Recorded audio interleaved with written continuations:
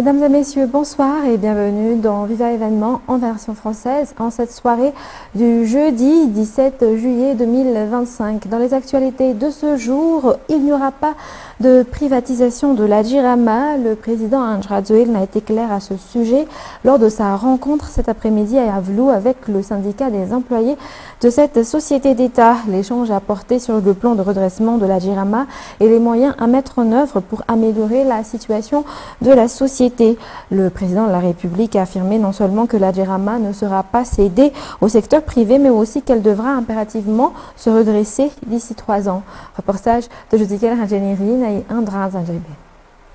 Président Ange Radzoïl n'a rencontré, écouté et échangé aujourd'hui avec les syndicats des employés de la Jirama, comme il l'avait annoncé lors de son déplacement à Sainte-Marie. La réunion s'est tenue à Yavlou et elle a porté sur le plan de redressement destiné à réorganiser la Jirama, un sujet qui a suscité des inquiétudes parmi certains employés. Dès le début, le président Ange Radzoïl n'a tenu à clarifier que la Jirama restera une entreprise publique, contrairement aux rumeurs alarmantes relayées auprès des travailleurs. La Jirama traverse actuellement une période déficitaire. Tout le monde le sait. Face à cela, nous avons le choix, a dit le président, soit baisser les bras, soit nous retrousser les manches ensemble pour corriger les dysfonctionnements qui ont conduit à cette situation critique. Pour l'État, la voie est claire. Il faut réduire les dépenses au sein de l'entreprise afin de limiter les pertes et produire encore plus d'énergie à un coût moindre. L'État, sous la direction du président de la République, a déjà prouvé sa volonté par les actions entreprises. Plusieurs centrales de production d'énergie sont déjà opérationnelles ou en cours d'achèvement. Et nous avons l'ambition de continuer à augmenter la production. Ce ne sont pas que des paroles, ce sont des engagements concrets. Par exemple, 20 districts ont déjà été sélectionnés pour accueillir des centrales électriques dans l'année à venir. L'objectif est un véritable tournant d'ici 2028 grâce au plan de redressement de la Jirama. Ce plan de redressement sera appliqué, mais sa mise en œuvre se fera dans un cadre de dialogue et d'écoute, comme cela se passe ici à Yavlou. Il est clair qu'il n'y aura ni privatisation, ni réduction des effectifs dans le cadre de nouveaux statuts. Dans les actualités de ce jour également, page fait divers, 8 personnes soupçonnées d'avoir tenté de faire sortir clandestinement un bébé de 8 mois vers le Gabon font actuellement l'objet d'une enquête au niveau de la police nationale. Les recherches se poursuivent pour identifier d'éventuels complices impliqués dans cette affaire. À l'issue de l'enquête, elles seront déférées devant le parquet et risquent une peine de prison allant de 5 à 10 ans, accompagnée d'une amende conformément à la loi sur la traite des êtres humains en vigueur depuis janvier 2015. Reportage. Une sanction sévère est prévue par la loi, une peine de prison de 5 à 10 ans assortie d'une amende de 4 à 20 millions d'ariars pour toute personne reconnue coupable de traite humaine. La peine peut aller jusqu'à la prison à perpétuité assortie de travaux forcés si la victime meurt, selon l'article 12 de la loi numéro 2014-040 relative à la lutte contre la traite des êtres humains, promulguée le 20 janvier 2015. Le week-end dernier, une femme a tenté de faire sortir une fillette de 8 mois vers le Gabon via un vol d'Ethiopian Airlines. Elle a prétendu être la mère de l'enfant, mais après vérification, il s'est avéré que le bébé venait d'un orphelinat et que la femme avait été payée 3 millions d'ariars pour l'accompagner. 8 personnes sont pour l'instant interpellées et interrogées par la police nationale. Les faussaires ayant préparé les documents, la personne ayant recherché l'enfant, ainsi que celle ayant hébergé la fausse mère et organisé le départ vers le Gabon. Une fois l'enquête terminée, elles seront présentées à la justice. L'enquête se poursuit également pour identifier d'autres personnes impliquées. À noter que Madagascar fait partie des 175 pays signataires de la Convention internationale relative à la prévention, la répression et la sanction de la traite des personnes. Poursuivant dans la page économique, le rendement moyen des cultures de riz utilisant la technique pas prise a atteint environ 5 tonnes à l'hectare pour la campagne rizicole 2024-2025. Un résultat jugé satisfaisant malgré les aléas climatiques qui ont fortement impacté les paysans selon les explications du coordinateur national du projet ce jour. La technique du culture pas prise est parfaitement complémentaire à celle du riz hybride dans le cadre du programme national d'augmentation l'amélioration de la production rizicole à Madagascar. Les détails avec Aniane Martina et Sechan Genab. Une avancée significative a été réalisée grâce à la méthode de culture rizicole PAPRI, désormais appliquée dans les 23 régions de Madagascar. Le rendement moyen obtenu au cours de la troisième phase du projet est de 5 tonnes par hectare. La région Ambrun-Mani a enregistré le meilleur rendement avec 6,24 tonnes par hectare, tandis que le plus faible rendement de 4 tonnes par hectare a été observé dans la région Anous, explique Zoël Nerina Patricia, coordinatrice nationale. Selon elle, la technique PAPRI ne remplace pas la culture du riz hybride, mais vient plutôt la compléter. Chaque méthode a son domaine d'application propre, avec pour objectif commun d'augmenter le rendement rizicole afin de parvenir à l'autosuffisance alimentaire à Madagascar. Par ailleurs, l'un des défis relevés par le projet PAPRI concerne l'amélioration des infrastructures de production au bénéfice des agriculteurs utilisant cette méthode culturelle. Environ 4000 paysans formateurs disposent désormais d'une expertise spécifique dans cette méthode PAPRI depuis les phases 2 et 3 du projet. Ce jour a également été marqué par la réalisation de l'évaluation annuelle du projet rizicole, placé sous la tutelle du ministère de l'Agriculture et de l'Élevage. Les élèves les plus méritants, ceux ayant obtenu les meilleures notes aux examens officiels du CEPE, du BEPC et du baccalauréat cette année dans la commune d'Apitataf, qui recevront une distinction particulière. Cette initiative vise à encourager les élèves à s'investir davantage dans leurs études, selon le maire de la localité. Elle contribue également à l'amélioration du niveau scolaire dans la commune d'Apitataf, qui a toujours, selon les explications rapportées par Fandessina Mireille et Yves Janel dans ce reportage. La commune d'Apitataf, dans le district d'Atimjan, compte parmi celles qui ont eu des élèves ayant obtenu de très bonnes notes aux examens officiels. Lors du dernier examen du CEPE, une élève, Fiti, issue d'une école d'Apitataf, a obtenu la note parfaite de 20 sur 20, décrochant ainsi la première place à l'échelle nationale. Les élèves sont constamment incités à redoubler d'efforts dans leurs études, explique le maire d'Apitataf, Kramparouel Narad, d'où l'idée de récompenser ceux qui ont obtenu les meilleurs résultats, avec comme premier gros lot la somme de 1 million d'ariars.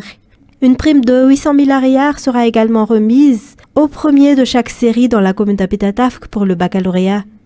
Cette initiative est rendue possible grâce à la collaboration avec les partenaires de la commune et devrait être reconduite l'année prochaine selon toujours les informations. Les cas d'insécurité se sont multipliés récemment dans la commune de Bemaswinj, Itosi, district d'Intimjan. Le manque d'éclairage public est l'une des principales causes de cette recrudescence. Les gendarmes mettent en œuvre diverses stratégies pour traquer les malfaiteurs. Une autre solution est également l'installation de lampadaires, une initiative du député Anji Ratsivaïn. Reportage signé Razan Manazatou et Anza Razonaville. Les vols à l'arraché sont les formes d'insécurité les plus fréquentes dans la commune de Bemaswinj. D'après le chef de Fukuntan d'Amboïda, ces incidents touchent presque tous les Fukuntans. Certains secteurs sont même aujourd'hui classés zones rouges. Les zones sombres dépourvues d'éclairage sont les plus exploitées par les bandits pour commettre leurs délits. En plus de la collaboration avec la gendarmerie pour restaurer la sécurité, des lampadaires ont été installés dans plusieurs Fukuntans afin d'éclairer les ruelles. Ces équipements ont été offerts par le député Anjrativaïn à travers le budget du SIAD géré par le député. Tous les 6 Fukuntans composant la commune de Bemaswinj ont été équipés. Les zones rouges où l'insécurité est la plus préoccupante ont été priorisées dans cette première vague d'installation. En plus des lampadaires remis hier à Bemaswinj, le député Anjrativaïn a également offert aujourd'hui des lampadaires et du matériel agricole à la commune de Tiefa. Dans ce reportage, dans le Haus Senior d'Ambomanguid Apitataf, un centre d'appel et de soins destiné aux personnes âgées et aux patients en convalescence ouvre officiellement ses portes aujourd'hui. En plus des activités de loisirs proposées, un personnel médical dédié assure le suivi de leur état de santé. Rotrissel Rakous Malal et Yves Janel nous en disent plus.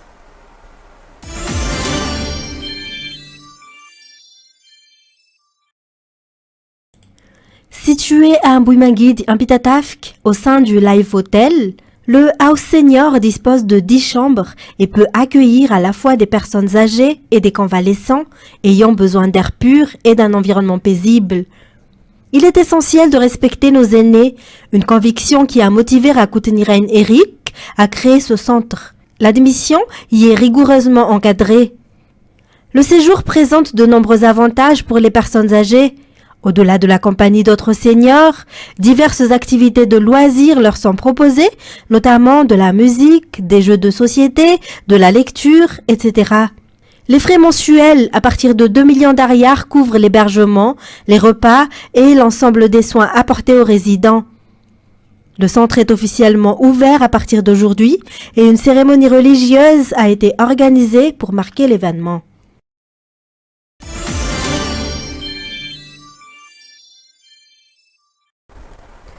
Dans le reste de l'actualité locale, parlant météo, une perturbation météorologique s'est formée dans l'océan Indien à environ 2000 km à l'est de Madagascar et se déplace vers l'ouest à une vitesse de 10 km par heure. Selon les explications, les conditions ne sont pas encore réunies pour qu'on puisse la qualifier de cyclone. Cependant, si ces critères venaient à être remplis, elle portait alors le nom de Avo, un nom donné par les Malawites. D'après les informations, cette perturbation évolue progressivement et il est pour l'instant encore classé comme une tempête modérée. Selon les prévisions météorologiques, cette perturbation ne devrait pas affecter Madagascar. Dans les actualités internationales de ce soir, un volcan sur la péninsule de Reykjavik, dans le sud-ouest de l'Islande, est entré en éruption hier mercredi pour la 9e fois depuis fin 2023, ont annoncé les autorités. France 24 nous en dit plus. Comme une interminable balafre incandescente qui déchire le paysage islandais. Une faille de près de 2,5 km. La lave jaillit à perte de vue dans la péninsule de Reykjanes, au sud de la capitale. C'est la 9e fois en 1 an et demi. Dans sa coulée, une épaisse traînée noire et une nature brûlée. Paysage de désolation, mais spectacle impressionnant pour les touristes tenus à distance de l'éruption. C'est l'opportunité d'une vie. Il est presque 4 heures ce matin quand les caméras de vidéosurveillance captent les premiers jets de magma qui fissurent le sol islandais. Une faille de quelques centaines de mètres dans un premier temps, mais elle s'étend rapidement jusqu'à atteindre plusieurs kilomètres. En pleine nuit, la centaine d'habitants du village le plus proche doit quitter les lieux, résignés. Allez, on évacue. Tout va bien.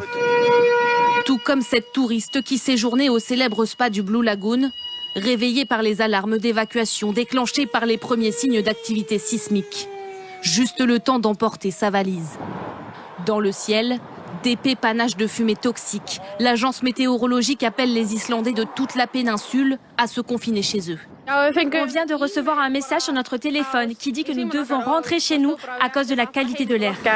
Les experts estiment que cette 9e éruption devrait tout de même faire moins de dégâts que les précédentes sur les infrastructures. Les dernières installations militaires françaises au Sénégal doivent être officiellement restituées jeudi matin à ce pays lors d'une cérémonie historique à Dakar qui marquera la fin de la présence permanente de l'armée française au Sénégal, mais aussi en Afrique centrale et de l'Ouest. France 24. La dernière base militaire française en Afrique de l'Ouest, on peut même ajouter du centre. La France qui aura encore une base militaire sur le continent africain, mais sera à Djibouti. La France qui a ces derniers mois procédé à des restitutions de bases militaires déjà en Côte d'Ivoire et au Tchad. Et la France qui, selon une source militaire avec qui j'ai eu à échanger, est en train de procéder à une reconfiguration de son dispositif militaire en Afrique de l'Ouest et du Centre, une reconfiguration qui, selon cette source, était inéluctable au vu de la dynamique dans cette région du monde. La France, qui, je rappelle, a été obligé de quitter le Mali, le Burkina Faso et le Niger, ces 3 pays du Sahel dirigés par des juntes militaires. Et il s'est posé, selon cette même source militaire, un problème de perception de cette présence militaire française, et d'où la décision, selon cette source, de revoir ce dispositif. Et c'est tombé avec l'arrivée au Sénégal des nouvelles autorités qui veulent plus de souveraineté militaire, d'où la restitution tout simplement de ces emprises militaires au Sénégal. Et pour clore, l'armée syrienne a commencé hier à se retirer de la ville de Soueida en proie à des violences communautaires qui ont fait plus de 350 morts depuis dimanche. Le ministère de l'Intérieur a fait état d'un arrêt total et immédiat de toutes les opérations militaires. France 24. L'armée syrienne affirme se retirer de la ville de Soueida. Un départ consécutif au deuxième cessez-le-feu annoncé en moins de 48 heures. Un arrêt des combats validé par l'un des principaux chefs religieux druzes de la ville. Les points suivants ont été convenus pour un cessez-le-feu afin de garantir la sécurité et l'intégration complète de la province dans l'État syrien. L'arrêt immédiat de toutes les opérations militaires, l'engagement de toutes les parties à cesser toute escalade ou attaque contre les forces de sécurité et leurs points de contrôle, et le retour des unités de l'armée dans leurs casernes. Des centaines de personnes sont mortes dans les combats commencés dimanche entre Druzes et Bédouins. Et l'armée syrienne, entrée officiellement pour rétablir le calme, est accusée d'avoir combattu aux côtés des tribus bédouines. D'après l'Observatoire syrien des droits de l'homme, une ONG basée à Londres, des dizaines de civils druzes ont été tués directement par les forces gouvernementales syriennes. De quoi inquiéter en haut lieu, mais les États-Unis, qui ont levé toutes les sanctions contre la Syrie d'Ahmed al-Shara, se montrent confiants. Nous nous sommes engagés avec eux tout au long de la matinée et de la nuit avec les deux parties et nous pensons que nous sommes sur la voie d'une véritable désescalade. Puis espérons-le de la reprise de l'aide à la Syrie pour qu'elle reconstruise son pays. Un peu plus tôt, l'État hébreu avait étendu ses frappes à la ville de Damas, comme le montrent ces images, filmées en plein direct par la télévision kurde. Ici, sous un nuage de fumée, l'entrée du quartier général de l'armée syrienne. Nous voulons empêcher que la communauté druze, avec laquelle nous avons des liens étroits et solides, les citoyens druzes ici en Israël, ne subissent des préjudices. Dans le même temps, l'armée israélienne renforce ses troupes à la frontière avec la Syrie et affirme avoir empêché une dizaine de suspects de s'infiltrer sur son territoire. Mesdames et messieurs, c'est la fin de ce journal. Nous vous remercions de votre fidélité. Dans quelques instants, vous allez suivre l'émission Just Them. Sur ce, très bonne continuation et très bonne soirée sur Viva. Au revoir.